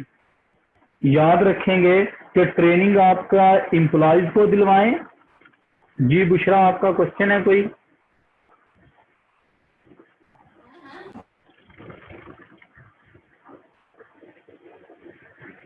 जी बुशरा, आपका सर एक क्वेश्चन है? क्वेश्चन था इसमें जी ट्रेड जी डिस्काउंट में। सर जी बच्चे ट्रेड पूछें। डिस्काउंट ये नहीं होता कि ट्रेड डिस्काउंट ये होता है ना कि बल्क क्वांटिटी में जो माल खरीदा जाए तो उसे उसमें डिस्काउंट जो लगे तो उसको ट्रेड डिस्काउंट कहते हैं। नहीं बच्चे, वो तो सिर्फ डिस्काउंट कहलाएगा। देखें, अगर मैं 500 यूनिट इकट्ठे परचेज करता हूं और वो मुझे कहता है कि आपको 20 रुपए पर यूनिट की बजाय 18 रुपए पर यूनिट लगाऊंगा, तो डेफिनेटली ये 2 रुपए का डिस्काउंट मिलेगी, ये ट्रेड डिस्काउंट है। लेकिन अगर मैं 20 रुपए के हिसाब से खरीद के ले आता हूँ, फिर मैं जब उसे 1 महीने के बाद या 1 हफ्ते के बाद पेमेंट करने जाता हूँ, तो पेमेंट के टाइम पे वो बंदा मुझे कहता है कि आपको मैं डिस्काउंट दे देता हूँ 2 रुपए का, तो फिर ये 2 रुपए वाला ट्रेड डिस्काउंट नहीं है, अब ये कैश डिस्काउंट है। क्योंकि जब आपने चीज खरीदी थी तो 20 रुपए के हिसाब से खरीदी थी, अब जब आप पेमेंट करने जा रहे हैं तो आपको 2 रुपए डिस्काउंट मिल रहा है। ठीक है, तो वो बल्क डिस्काउंट कहलाता है, जो ज्यादा गुड्स के ऊपर मिलता है। ठीक है, क्लियर हो गई बात आपको? Sir thank you. आगे चलते हैं जी। तो ट्रेनिंग कॉस्ट एम्प्लॉयज भी ले सकते हैं और एम्प्लॉयर भी ले सकता है। याद रखें, चाहे एम्प्लॉयज लें या एम्प्लॉयर ले, आपने ट्रेनिंग कॉस्ट को कैपिटलाइज नहीं करवाना, मतलब उस चीज की कॉस्ट में ऐड नहीं करना। ठीक है, अच्छा, फिर आपके पास एक टर्म आती है initial operating losses. Initial operating loss, ये जो इनिशियल ऑपरेटिंग लॉस होते हैं इनको भी कॉस्ट में कुछ नहीं करना होता हमने। इनिशियल ऑपरेटिंग लॉस होते कैसे हैं? जैसे अगर मैं कोई मशीन मंगवाता हूँ, अब उसे गाड़ी से उतार रहे होते हैं, फॉर एग्जांपल वो मशीन गाड़ी से उतारी जा रही थी तो गिर के उसकी स्क्रीन टूट जाती है। अब जाहिर बात है आपको स्क्रीन तो चेंज करनी है। अब वो जो स्क्रीन चेंज करने पे आपके पैसे लगेंगे ना, वो आपके इनिशियल ऑपरेटिंग लॉस कंसिडर किए जाएंगे, वो अब आप कॉस्ट में ऐड नहीं कर सकते, उसे आपने अलहदा से एक्सपेंस बनाना होता है। अच्छा जी, उसके बाद इसमें एक और चीज आती है जो कहलाती है हमारे पास test run cost. Test run cost, देखें जब हम कोई नई मशीन लगाएंगे तो हम एक दफा उसे चला के चेक भी करेंगे ना, कि ऐसा ना हो कि वो मशीन जो है उससे प्रोडक्शन ही ठीक ना हो रही हो, या उस मशीन से जो प्रोडक्शन हो रही हो वो फॉल्टी हो रही हो, चीजें ठीक ना बन रही हों। तो अब जब उनसे, इसका मतलब है कि उस मशीन से हमें पहले कुछ थोड़ी सी चीजें बना के देखनी पड़ेंगी। वो जो चीजें हमें बना के देखनी पड़ेंगी उन चीजों पे हमारी कॉस्ट आएगी। वो जो कॉस्ट आएगी उस कॉस्ट को टेस्ट रन कॉस्ट बोलते हैं। ठीक है, टेस्ट रन कॉस्ट में ना 4 सिनेरियोज होते हैं। मतलब मैं जब आपको ये समझाऊंगा चीजें तो मैं इसके 4 सिनेरियोज बनाऊंगा। पेपर के अंदर भी ये इस तरह से 4 सिनेरियोज के अंदर बात हो सकती है मैक्सिमम। तो आप लोगों ने इस पे गौर करना है कि सिनेरियो क्या है और कैसे ट्रीट करें। फॉर एग्जांपल, उस मशीन को बनाने पे टेस्ट रन करने पे आपकी कॉस्ट आ रही है 100 रुपये। मतलब वो जो आपने मटेरियल डाला, इलेक्ट्रिसिटी लगी, उस पे बाकी खर्चा हुआ, वो 100 रुपये हुआ। और उन चीज़ों को ना आपने बेचा कोई नहीं, आपने कहा बस ठीक है, उससे रेवेन्यू अर्न कोई नहीं किया, 0। ये पहला सिनेरियो है कि 100 रुपये खर्चा आया लेकिन उन चीज़ों को बेच के हमने प्रॉफिट अर्न नहीं किया। अगर आपने प्रॉफिट अर्न नहीं किया तो ये जो 100 रुपये आपका खर्चा आया था, आपने इस 100 रुपये के खर्चे को ऐड कर देना है इन कॉस्ट। ठीक है, आपने इसे ऐड कर देना है इन कॉस्ट। दूसरा सिनेरियो, आपका 100 रुपये खर्चा आया लेकिन आपने वो चीजें जो उससे इनिशियली बनाई ना सैंपल, वो बेच दी, वो बिकी 80 रुपए की। अगर 100 रुपए की चीजें बनाने पे कॉस्ट आई और 80 रुपए में वो चीजें आपने बेच दी, तो इन दोनों का डिफरेंस बचा 20। ये जो 20 का डिफरेंस है, आपने इस 20 को ऐड कर देना है इन कॉस्ट। तीसरा सिनेरियो है कि आपका 100 रुपये उस पे खर्चा आया और आपने चीजें भी 100 रुपये में बेच दी। अब आपने कॉस्ट में कुछ भी ऐड नहीं करना। ठीक है, अब कॉस्ट में कुछ भी नहीं ऐड करना। और चौथा सिनेरियो है कि अगर आपका खर्चा आया 100 रुपये, ठीक है, और वो चीजें आपने 150 में बेच दी, तो ये जो 50 रुपये एक्स्ट्रा बचे ना आपके पास, ये आपके अदर इनकम बनेंगे, कॉस्ट में नहीं आएंगे। ये 50 रुपये आपके अदर इनकम बन जाएंगे। यहां तक क्लियर हो गई सारे बच्चों को बात? किसी बच्चे का कोई क्वेश्चन यहां तक?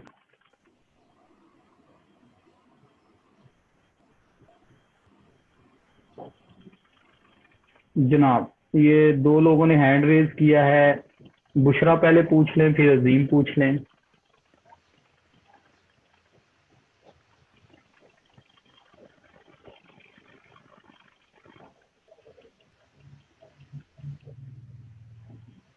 पहले अजीम आप पूछ लो क्वेश्चन। जी सर। सर मैं ये पूछना चाह रहा हूँ, ये जो सेकंड ऑप्शन है इसमें 80 की रेवेन्यू जनरेट हुई तो हमने 20 क्यों लिए इसमें, और ये जो थर्ड वाला है इसमें 100 की रेवेन्यू जनरेट हुई तो इसमें हमने नील क्यों लिया?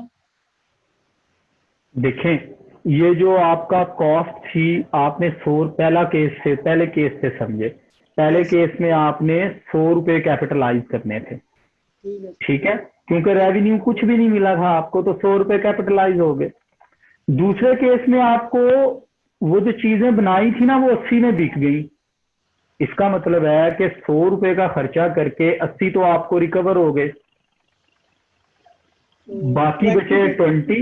लॉस होना चाहिए, लॉस होने चाहिए ना 20 पे। तो इसीलिए तो उसे कॉस्ट में ऐड कर रहा हूँ, एक्सपेंस हो गया ना ये मेरा। ठीक है, 20 एडिंग कॉस्ट।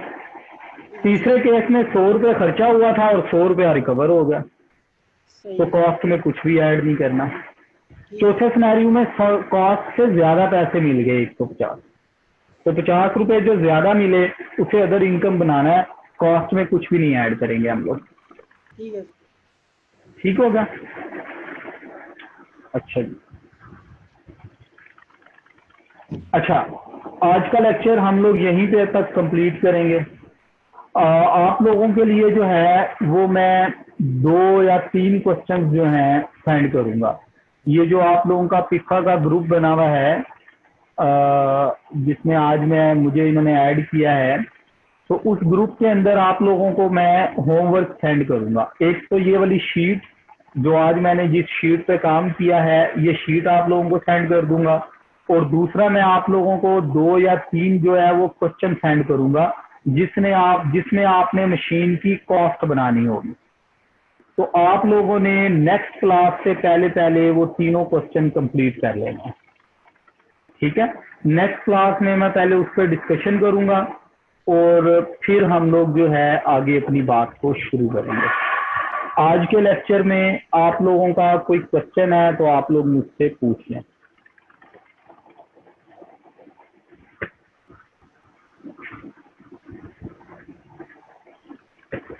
चले, एक आखिरी बात और ऐड कर जाता हूं चलते चलते। लास्ट चीज इसमें लिख लें, दैट इज रिपेयर एक्सपेंस, ठीक है। एक आखिरी चीज रह गई, रिपेयर एक्सपेंस। रिपेयर एक्सपेंस को दो तो हिस्सों में डिवाइड कर सकते हैं। First one necessary before use, और दूसरा सिनेरियो ड्यूरिंग, दूसरा सिनेरियो है हमारा ड्यूरिंग यूजेज। के बाद औक़ात हमें रिपेयर करवानी पड़ जाती है। एक रिपेयर होती है जो नेसेसरी होती है before use. Necessary before use का क्या मतलब है? नेसेसरी बिफोर यूज का मतलब ये है जैसे हम कोई पुरानी गाड़ी खरीद लें, अब जब तक वो गाड़ी रिपेयर नहीं होगी तब तक हम उसे यूज नहीं कर सकते।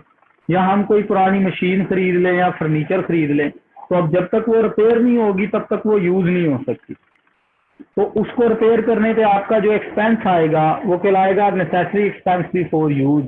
इससे हम लोग ऐड कर देंगे इन कॉस्ट, ठीक है जी, उसे हम लोग ऐड कर देंगे इन कॉस्ट। और जो ड्यूरिंग यूजेज वाला रिपेयर एक्सपेंस है उसके लिए एक क्राइटेरिया है, वो इंशाल्लाह मैं आपके साथ नेक्स्ट क्लास में डिस्कस करूंगा। ये एक पॉइंट आप याद रख लें बस, कि जो रिपेयर एक्सपेंस नेसेसरी होता है बिफोर यूज उसे हमने कैपिटलाइज करना होता है, और जो ड्यूरिंग यूजेज आता है उसे हमने कुछ नहीं करना होता, फिलहाल उसका एक्सपेंस बनाना होता है। ठीक है जी, यहाँ तक किसी बच्चे का कोई क्वेश्चन? आज मैंने क्या पढ़ाया? आज मैंने आपको बताया डेप्रिसिएशन क्या होती है, आज मैंने आपको बताया इंटरनेशनल अकाउंटिंग स्टैंडर्ड्स क्या होते हैं, आज मैंने आप लोगों को बताया कि टेंजिबल नॉन करंट एसेट को हम लोग प्रॉपर्टी प्लांट एंड इक्विपमेंट बोलते हैं, और इस पे जो अकाउंटिंग स्टैंडर्ड लगता है वो IAS 16 है। आज मैंने आपको बताया कि जब हम कोई नॉन करंट एसेट परचेज करते हैं और उसे पहली दफ़ा किताबों में लिखते हैं उसे बोलते हैं इनिशियल रिकग्निशन। उसके लिए दो कंडीशंस का पूरा होना ज़रूरी है, एक तो वो IAS 16 की डेफिनेशन को मीट करे और दूसरा वो रिकग्निशन क्राइटेरिया मीट करे। तो यहाँ पे मैंने आपको IAS 16 की डेफिनेशन भी लिख दी और मैंने आपको जो है वो रिकग्निशन क्राइटेरिया भी लिख दिया।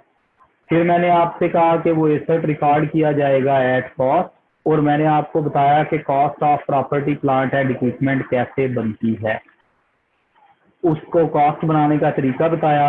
और इस कॉस्ट में जो डायरेक्टली एट्रीब्यूटेबल एक्सपेंस होते हैं उन सारों की मैंने आपको एक लिस्ट बना के दी है कि ये आपके डायरेक्टली एट्रीब्यूटेबल एक्सपेंस हैं और उनके ट्रीटमेंट आपको सिखाए हैं। आप लोगों ने ये क्लास आज दोबारा इस काम को रिवाइज कर लेना है, और वो मैं आपको जो आज या कल सुबह तक आपको मैं होमवर्क सेंड कर दूंगा, वो होमवर्क आप लोगों ने नेक्स्ट क्लास जो हमारी, मेरा ख्याल अब मंडे को क्लास है हमारी, तो मंडे की क्लास में आप लोगों ने कंप्लीट करके लेके आना है। चलो, तब तक के लिए अल्लाह हाफिज़। अल्लाह हाफिज़।